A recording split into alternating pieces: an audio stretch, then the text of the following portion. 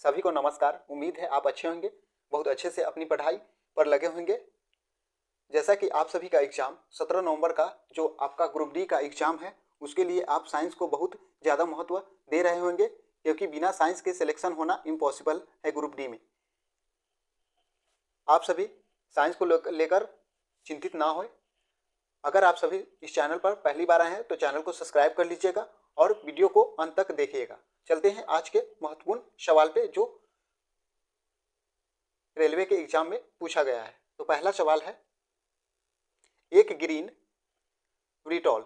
Green विरिटॉल का रासायनिक formula क्या है? तो इसका सही जवाब होगा FeSO4 × 7H2O। नेक्स्ट है, प्रकाश संश्लेषण के दौरान कौन सा गैस निकलता है? तो ऑक्सीजन गैस निकलता है, ये याद रखिएगा आप सभी। अगला प्रश्न है, एक मोटी नीले कांच के माध्यम से जब एक लाल वस्तु को देखा जाए तो वह कैसा प्रकट होगा? तो काला दिखाई देगा।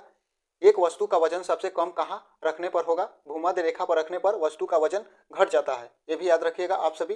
एग्जाम के कंट्रीव्यू से बहुत अच्छा प्रश्न है। नेक्स्ट है, एक बिजली के पंखे का काम करने में किसका रूपांतर है? तो विद्युत का यांत्रिक ऊर्जा में रूपांतरण होता है। फिलोलॉजी है, फिलोलॉजी भाषाओं का अध्ययन को फिलोलॉजी कहा जाता है, ये भी याद रखिएगा आप सभी। नेक्स्ट है, किसी वैज्ञानिक ने रक्त समूह की खोज की? लैंड स्टीनर ने रक्त समूह का खोज किए थे। कौन सा हार्मोन रक्तचाप को नियंत्रित करता है? तो इसका राइट आंसर होगा वैसोप्रेसिन। वैसोप्रेसिन हार्मोन रक्तचाप को नियंत्रित करता है। नेक्स्ट है, हल्की विद्युत प्रवाह को पता लगाने के लिए क्या साधन उपयोग है? तो राइट आंसर होगा गैल्वेनोमीटर। गैल्वेनोमीटर द्वारा विद्युत प्रवाह का पता लगाया जाता है।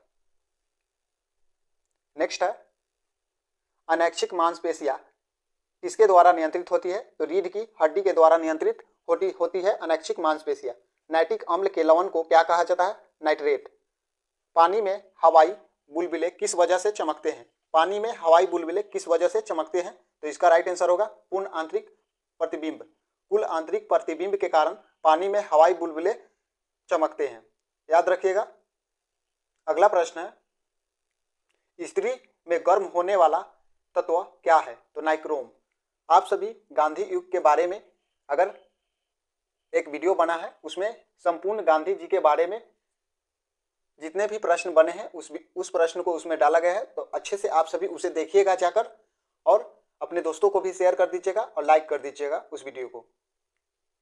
नेक्स्ट है, केल्विन पैमाने पर बर्फ के पिघलने की बिंदु 273 केल्विन है।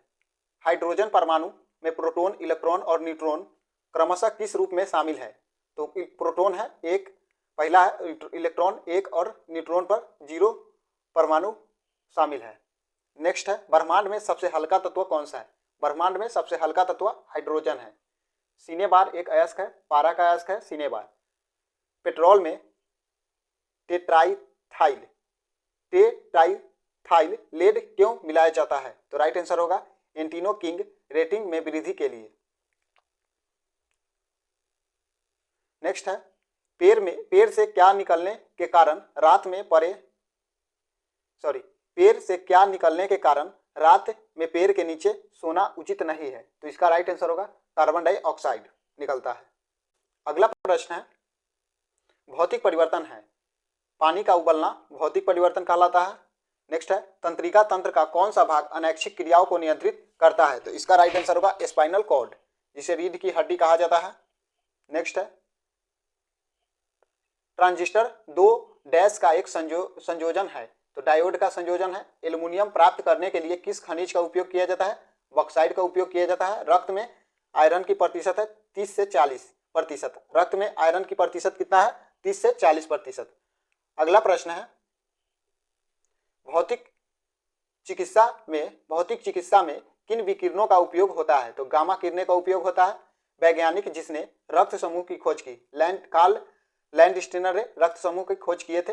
विद्युत धारा प्रवाहित होती है जब परिपथ खुला होता है। विद्युत धारा कब प्रवाहित होती है? जब परिपथ खुला होता है, याद रखिएगा। बिजली और चुंबकत्व का गहरा संबंध है, इसका पता सबसे पहले किसने लगाया? तो मैक्सवेल ने लगाया था। वक्र परंतु समतल सड़क पर चलती कार पर लगने वाला आवश्यक अभिकेंद्रीय बल प्रदान किया जाता है? तो गुरुत्व से। प्रकाश की चाल किस पर निर्भर होती है? तो इसका राइट आंसर होगा प्रत्यास्थता के साथ साथ जरूरतों पर निर्भर होती है। और अनुचुंबकीय पदार्थ का उदाहरण प्लेटिनम। अनुचुंबकीय पदार्थ का उदाहरण प्लेटिनम है, अनुचुंबकीय पदार्थ। नेक्स्ट है तरल पदार्थों में ऊष्मा का सबसे अच्छा चालक। इसका राइट आंसर होगा पारा। ऊष्मा का सबसे अच्छा चालक पारा। नेक्स्ट प्रशीतक में किस गैस का उपयोग किया जाता है? तो फ्रीऑन। मौसम विज्ञान में उपयोग होता है, तो राइट आंसर होगा रेडियो सक्रिय गैस। मौसम विज्ञान में कौन सा गैस उत्पन्न होता है? रेडियो सक्रिय गैस। टिटनेस रोग है, तो राइट आंसर होगा क्लोस्ट्रिडियम से। टिटनेस रोग होता है क्लोस्ट्रिडियम से। अर्धचालक में भारित आवेश होल्स कहलाता है। अर्धचालक में भारित आवेश क्या कहलाता है? होल्स। लाल मृदा में पाए जाने वाला रंग का कारण। इसका राइट आंसर होगा आयरन।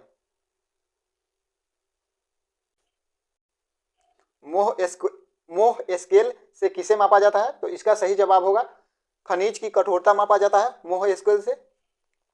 नेक्स्ट प्रश्न है एंटीसेप्टिक विलयन तैयार करने में किसका उपयोग किया जाता है? तो आयोडीन का उपयोग किया जाता है। प्रतिचुंबकीय पदार्थ का उदाहरण है बिस्मथ। बिस्मथ प्रतिचुंबकीय पदार्थ का उदाहरण है। फंजाई का अध्ययन क्या कहलाता है? माइकोलॉजी। फंजाई का अध्ययन क्या कहलाता है? माइकोलॉजी। ये भी याद रखिएगा। नेक्स्ट है लेजर का उपयोग किस रोग के उपचार में होता है? तो नेत्र सर्जरी के उपचार में लेजर का प्रयोग किया जाता है। कैल्शियम का परमाणु संख्या 20 होता है। दूध में उपस्थित केसिन प्रोटीन कहलाता है। दूध में उपस्थित केसिन क्या कहलाता है? प्रोटीन कहलाता है। एंजाइम होते हैं प्रोटीन। निम्न में से किसकी धारिता क्षमता अधिक है? इस्पात की सबसे अधिक धारिता होती है। दो बिंदुओं के बीच के विभवांतर को मापने के लिए वोल्ट मीटर का प्रयोग किया जाता है। आप सभी याद रखिएगा, दो बिंदुओं के बीच के को मापने के लिए वोल्ट मीटर का प्रयोग किया जाता है। नेक्स्ट है पराग कणों के अध्ययन को पॉलिनोलॉजी कहा जाता है। पॉलिनोलॉजी कहा जाता है। पराग कणों के अध्ययन को क्या कहा जाता है? पॉलिनोलॉजी। नेक्स्ट है सूर्य द्वारा उत्सर्जित किया जाने वाला सर्वाधिक चमकीला कौन सा है? तो पीला और हरा। नेक्स्ट है दूध खट्टा बन जाता है तब दूध में कौन सा उत्पादन निर्माण होता है? तो लैक्टिक अम्ल का निर्माण होता है।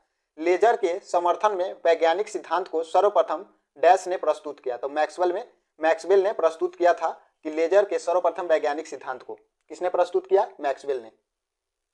श्वेत रुधिराणु का मुख्य उद्देश्य क्या है? तो संक्रमण से लड़ना श्वेत रुधिराणु का मुख्य उद्देश्य है।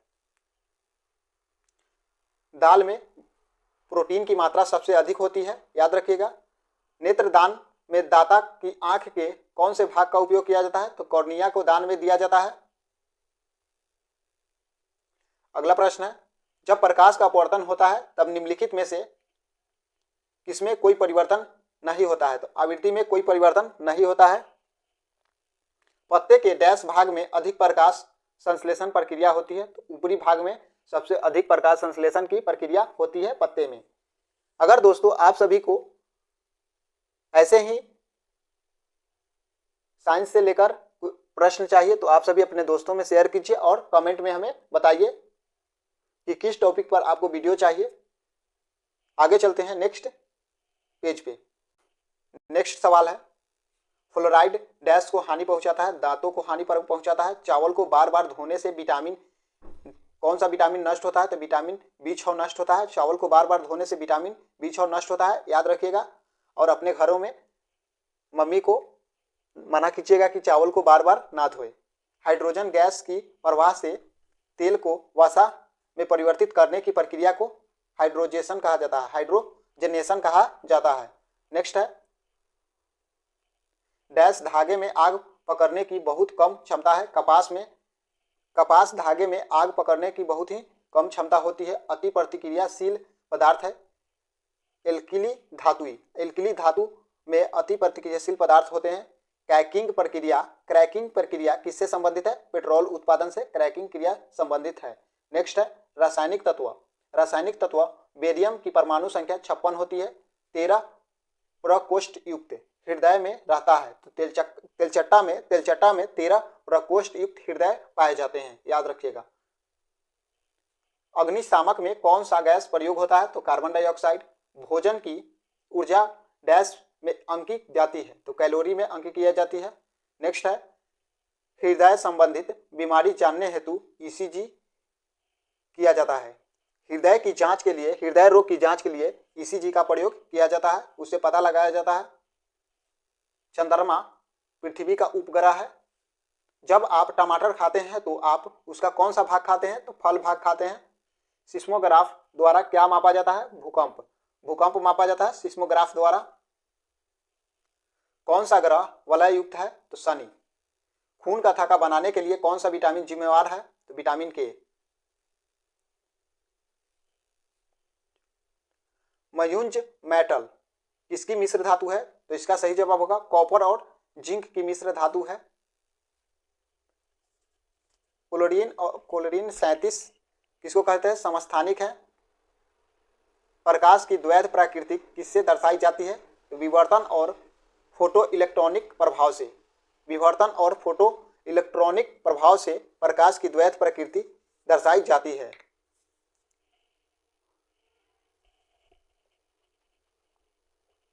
क्लोरीन की परमाणु,